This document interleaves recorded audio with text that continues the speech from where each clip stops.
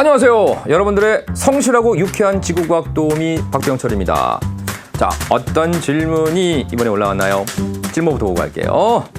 공통 질량 중심 잘 모르겠어요. 그렇습니다. 모든 수험생들의 공통적인 고민일 겁니다. 공통 질량 중심. 일단 설명부터 들어갑니다. 두 천체가 서로의 중력장 안에서 하나의 계를 형성할 때 한 점을 중심으로 서로 공전을 하게 되는데 이 점이 바로 공통 질량 중심이다. 하하하. 이걸 말로 듣고 이해가 됐으면 수험생이 아니죠. 자, 도대체 공통 질량 중심이란 무엇일까요? 설명 방식을 바꿔서 이러한 그림을 준비해 봤습니다. 자, 지구를 보고 계십니다. 여기 사과가 있어요. 여러분들이 중학교 때부터 배운 과학에 의하면 지구는 사과를 잡아당깁니다. 이 사과가 받는 힘을 보통 만유인력 또는 중력이라고 표현하지요. 그런데 말이죠. 사과도 지구를 같은 크기의 힘으로 당기고 있다는 사실 알고 계시죠? 이게 바로 뉴턴의 운동법칙 제3법칙 작용 반작용의 법칙입니다. 사과가 지구를 잡아당기는 파란색 힘과 지구가 사과를 잡아당기는 빨간색 힘의 크기는요, 서로 같고 방향이 반대입니다. 자, 그렇다면 지구와 사과가 서로 같은 크기의 힘을 반대 방향으로 작용하고 있으니까 공평하게 사과도 절반의 거리 그리고 지구도 절반의 거리를 이동을 해서 가운데서 만나야 할 것 같은데 여러분들이 알고 있는 것처럼 일방적으로 사과만 지표로 떨어진다는 거죠. 왜 이런 일이 발생하는 걸까요? 자, 다시 처음으로 돌아가서 새로운 그림을 보도록 하겠습니다. 지구가 사과를 잡아당기는 힘을 F 사과라고 합시다. 자, 뉴턴의 운동법칙 제2법칙 가속도의 법칙에 의해서 F는 ma, 즉 질량 곱하기 가속도의 값으로 표현이 됩니다. F 사과를 사과의 질량인 m 사과 그리고 사과의 가속도인 a 사과의 곱으로 표현할 수 있다고 한다면 동시에 반대 방향으로 사과가 지구를 잡아당기는 힘을 F지구라고 했을 때 역시 F지구는 M지구 곱하기 A지구, 지구의 질량과 지구의 가속도의 곱으로 표현할 수 있을 거예요. 그런데 이 두 힘의 크기가 어떻다고요? 같다고요. 자, 그러면 두 힘의 크기가 같을 때 각각의 힘은 질량과 가속도의 곱으로 표현되고 있으니까 M 사과와 M 지구의 크기를 비교할 필요가 있습니다. 자, 사과의 질량 M 사과와 지구의 질량 M 지구 누가 큽니까? 이건 두말할 나위 없이 지구의 질량이 무지무지하게 크고요. 사과의 질량은 작습니다. 자, 그런데 사과의 질량은 지구의 질량에 비하면 사실 0에 가까울 정도로 작습니다. 그렇다고 0이 되면 안 돼요. 왜? M 사과가 0이 돼버리게 되면 F 사과가 0이 돼버린다라는 말도 안 되는 결론이 나오게 되거든요. 자, 그래서 M 사과는 0에 가까울 정도로 작다. 그에 비해서 지구의 질량은 무지막지하게 크다. 따라서 옆에 있는 A 사과와 A 지구의 대소관계 어때요? 사과의 가속도는 매우 크고요. 지구의 가속도는 매우 작아서 0에 수렴하게 될 겁니다. 자, 그러면 여러분 혹시 가속도라는 개념 알고 있나요? 물리를 선택하지 않은 학생들을 위해서 가속도 한번 수식으로 표현해 볼게요. 가속도 A는요, 시간 분의 속도의 변화량, 앞에 삼각형이 델타, 수학에서 많이 나오죠? 변화량이란 뜻이고요. 변화량은 나중 값에서 처음 값을 빼준 것으로 정의하죠. 델타 V, 속도의 변화량은 나중 속도 V 빼기 처음 속도 V0로 쓸 수가 있습니다. 그런데 사과나 지구나 현재 정지에 있죠. 그럼 처음 속도 정지니까 0이 돼버리겠네요. 따라서 T분의 델타 V는 T분의 V, T분의 나중 속도라고 쓸 수가 있겠네요. 자, 이때 가속도 누가 크다고요? 사과의 가속도가 매우 큽니다. 반면에 지구의 가속도는 어떻다고요? 0에 가깝다고요.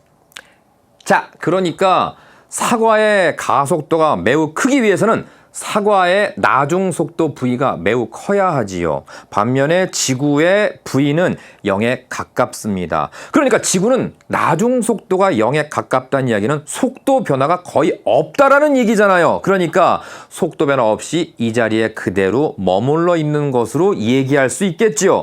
반면에 사과는 나중 속도가 커야 하기 때문에 일방적으로 사과만 지구로 뚝 떨어지게 되는 거죠. 이해되셨죠? 자, 이번엔 다른 그림 한번 준비해봤어요. 뭐처럼 보입니까? 말굽 자석, 자석입니다. 이 자석의 N극과 S극을 따지진 마세요. 자, 자석의 반대편에 또 하나의 자석이 있습니다. 크기가 같죠? 질량도 같다고 가정합시다. 자, 아까 지구와 사과의 경우 생각했지요. 질량이 작은 사과만 일방적으로 뚝 떨어졌습니다. 지구는 거의 정지해 있었고 사과만 이동하는 것처럼 보였어요. 자, 그렇다면 질량이 같은 두 자석, 누가 더 많이 이동합니까? 많이 이동하고 적게 이동하는 자석 없죠. 정확히 이 두 자석은요, 서로 끌어당기는 힘에 의해서 이 화살표 방향으로 움직일 텐데, 가운데 화살표 보이시죠? 정확하게 중간에서 같은 거리를 이동해서 만나게 될 거예요.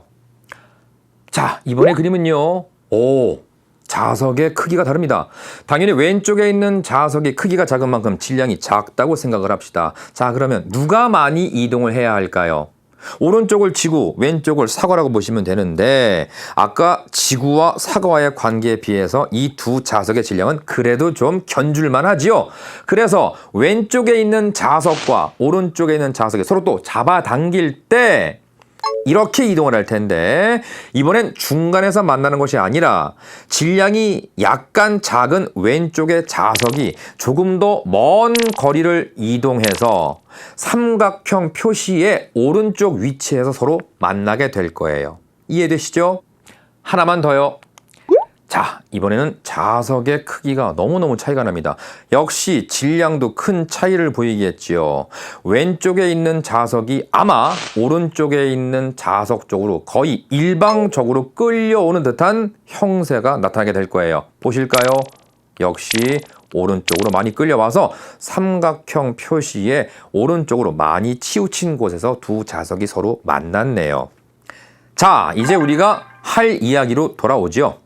지금 파란색 점이 있고 빨간색 점이 있습니다. 이 두 점을 천체라고 생각할게요. 크기가 같아 보이죠? 질량이 같은 천체라고 생각을 합시다. 이 두 천체는 서로 인력을 작용할 겁니다. 역시 같은 크기의 힘을 반대 방향으로 작용하고 있을 거예요. 자, 이 상태로 고정된다고 한다면 어떤 결과가 생기겠어요? 두 천체는 서로 끌려와서 쾅! 부딪히게 되겠지요. 무서운 일이 벌어질 겁니다. 자, 이 두 천체가 충돌을 피하기 위해서는 어떤 전제 조건이 생겨야 하나요? 이렇게 서로의 인력에 대한 반대 방향으로 무언가 힘을 받아야 서로 끌려오지 않을 수 있을 거예요. 자, 그렇다면 이 바깥쪽으로 초록색의 힘을 두 천체가 받기 위해서 어떠한 전제를 할 수 있나요? 생각해 보세요. 이러면 되지 않을까요? 그래요. 회전을 하면 됩니다. 회전하는 물체는 무슨 힘이 생기게 되어 있어요? 원심력. 원의 중심으로 작용하는 힘이 구심력이고요. 원의 중심에서 먼 반대쪽으로 구심력과 반대 방향으로 작용하는 힘이 원심력이잖아요. 그래서 이 두 천체는 인력과 같은 크기의 힘으로 원심력을 받기 위해서 회전 운동을 할 수밖에 없을 겁니다. 자, 그런데 원심력도 힘이죠. 당연히 질량과 가속도의 곱으로 표현할 수 있을 거예요. 자, 두 천체 질량이 어떻다고요? 질량이 같다고요. 그렇다고 한다면 두 천체 가속도 역시 같아야 하죠. 그래서 두 천체는 같은 크기의 회전 가속도를 얻기 위해서 동일한 원 궤도상에서 공전하게 되는 겁니다. 가운데 공전 궤도 중심의 X표 보이시나요? 저 X표가 바로 공통 질량 중심인 거예요. 자, 그런데 이런 경우는 어떨까요? 두 천체의 질량이 다르군요. 빨간색 천체가 반지름이 큰 만큼 질량이 클 겁니다. 자, 그렇다고 하더라도 두 천체는 서로 같은 크기의 힘을 반대 방향으로 작용하고 있겠지요. 역시 동일한 원리로 생각하시면 돼요. 이 두 천체가 충돌을 피하기 위해서는 각각에 작용하는 인력만큼의 크기의 힘을 받을 수 있어야 할 거고요. 당연히 회전을 해야 할 겁니다. 그런데 보시다시피 원의 크기가 다릅니다. 생각해 봅시다. 두 천체 중에서 누가 더 큰 가속도를 얻어야 할까요? 당연히 질량이 작은 파란색 천체가 질량이 작은 만큼 큰 가속도를 얻어야 할 것 아니겠어요? 여러분들이 친구 한 명과 둘이서 트랙을 돌고 있어요. 같은 시간에 한 바퀴를 돌아야 합니다. 어느 트랙을 도는 친구가 훨씬 더 바삐 빨리 움직여야 하나요? 당연히 바깥쪽에 큰 원 궤도를 도는 친구가 빠른 속도로 움직여야 할 겁니다. 그래서 질량이 작은 파란색 천체가 큰 회전 가속도를 얻기 위해서 빠른 속도로 공전을 해야 하기 때문에 바깥쪽에 큰 궤도를 따라 돌게 되는 거고요. 질량이 작은 빨간색 천체는 작은 원을 그리게 되는 거예요. 자, 여기서 멈추지 말고요. 완벽하게 공통 질량 중심을 정복하고 넘어갑시다. 그림 하나만 더 볼게요. 자, 질량 차이가 너무 심해 보이지 않나요? 파란색 천체는 빨간색 천체에 비해서 질량이 아주 작을 거예요. 따라서 질량이 작은 만큼 큰 가속도를 얻기 위해서 훨씬 더 빨리 공전을 해야 할 거고요. 상대적으로 질량이 큰 빨간색 천체는요, 느리게 회전해도 될 거라는 말씀. 그래서 빨간색 천체는요, 작은 가속도를 얻어도 되기 때문에 파란색 천체에 비해서 작은 크기의 원 궤도를 공전하게 되는 거고요. 마지막으로 한 번만 더 결론을 말씀드리고 넘어갈게요. 서로 공통 질량 중심을 축으로 회전하는 천체는요, 그 천체들의 질량 차이가 크면 클수록 공전 궤도의 크기 차이도 크다는 겁니다. 반대로 두 질량의 차이가 작으면 작을수록 두 천체의 공전 궤도 크기 차이도 작아진다는 겁니다. 아시겠죠? 자, 그러면 오늘 배운 내용을 간단하게 정리 한번 해보도록 하겠습니다.